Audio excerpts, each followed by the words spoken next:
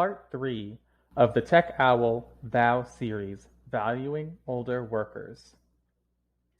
My name is Tom, and I will be guiding you through the third and final part of this three-part VOW series, Valuing Older Workers.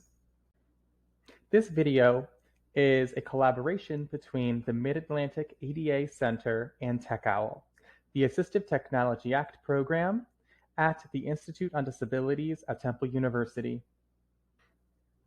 Part 3: Specialized and Personalized Solutions for Individuals. Finding a solution. Every person is unique, and we all work within a specific context of tasks and environment. When universal design is not enough to give everyone equal access, we use a person-centered approach or process. First, you see here, we consider the person. We look at the person, we consider their abilities and challenges in the task that they need to get done. Then we examine the task at hand. What are the needs of the task, and what are the expectations of the task?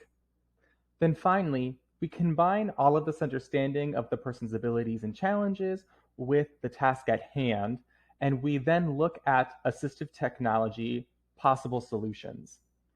So something to note here is that there might not be just one solution for the assistive technology. There could be several solutions that could be incorporated to address that person's needs and expectations for the task or the job that help improve, maintain their abilities, as well as address their challenges.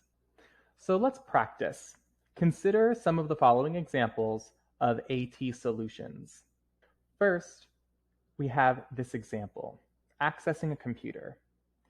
There are several ways to access a computer.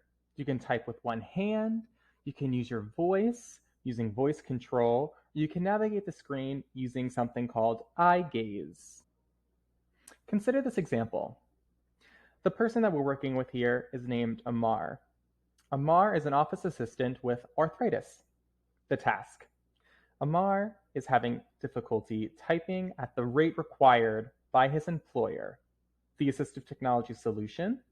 Amar was set up with a headset and speech recognition software for data input. Communication tools. Communication devices and hearing tools include speech generating devices, personal amplification systems, assistive listening loops, or captioning devices. Consider this example. The person is Dave. Dave is a cook with Parkinson's disease.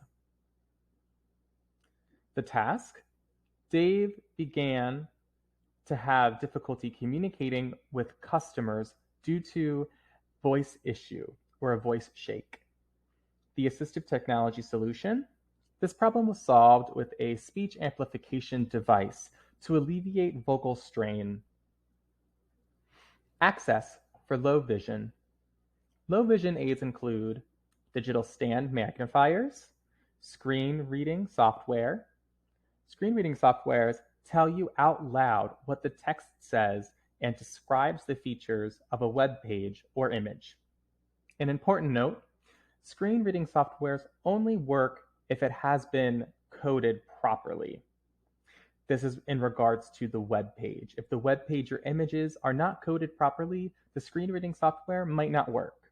So this is definitely something to consider when having a screen reader, that you might encounter something online that doesn't necessarily work with a screen reader. However, accessibility, particularly digital accessibility, is more and more common in many organizations, websites, and conversations of the like. Consider this example. The person that we're working with is Chris. Chris is a social worker with vision loss. Chris was having difficulty reading printed reports and navigating electronic files. The assistive technology solution: Chris continued to excel at his job once he was provided with a stand magnifier and screen magnification software. Mobility and positioning. Non-traditional workstations can improve long-term comfort and well-being. This could be an active seating option or a standing desk.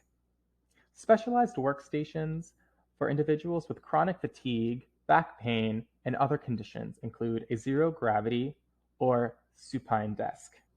Consider this example. The person we are working with is Alex. Alex is a manager at a large nursery. She has a degenerative condition. The task? Alex's condition was impacting her ability to travel between the greenhouses. The assistive technology solution? She was provided with a mobility scooter to use during work hours. This allowed her to continue with her regular duties and routines more safely. How do you choose the right assistive technology? Employer and employees should work together. The process may include support from professionals and consultants. The team may include doctors, speech-language pathologists, rehab engineers, occupational therapists, consultants from companies that make assistive technology, and other professionals. Ask the experts. Wondering how to know what solutions to try? You can ask your state's Assistive Technology Act program. In Pennsylvania, that's us at TechOWL. You can ask your local office of vocational rehabilitation, or you can ask your local job accommodation network. To find your state's Assistive Technology Act program, you can go to the website at3center.net/state program. Ask the experts. Be prepared to discuss strengths, challenges, and features of the work environment. Your assistive technology specialist might recommend trialing solutions to see which items work best. Devices might be available to try for free from your state's assistive technology lending library. Let's review.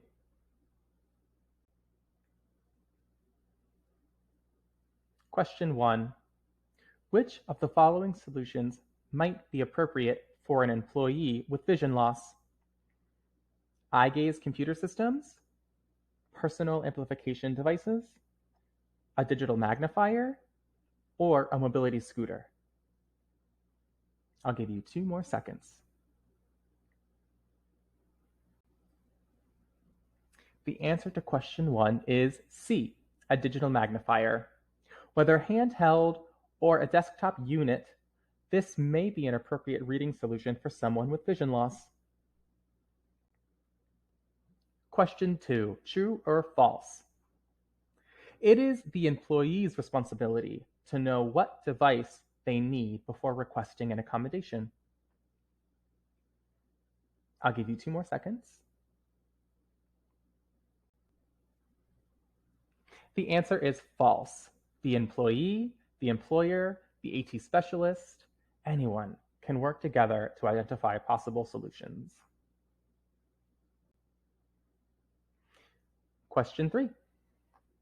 Who can I ask for a one-on-one consultation about the best AT solutions for my individual needs? A, the state AT program, B, Office of Vocational Rehabilitation, C, the Job Accommodation Network, or D, all of the above? I'll give you a few more seconds.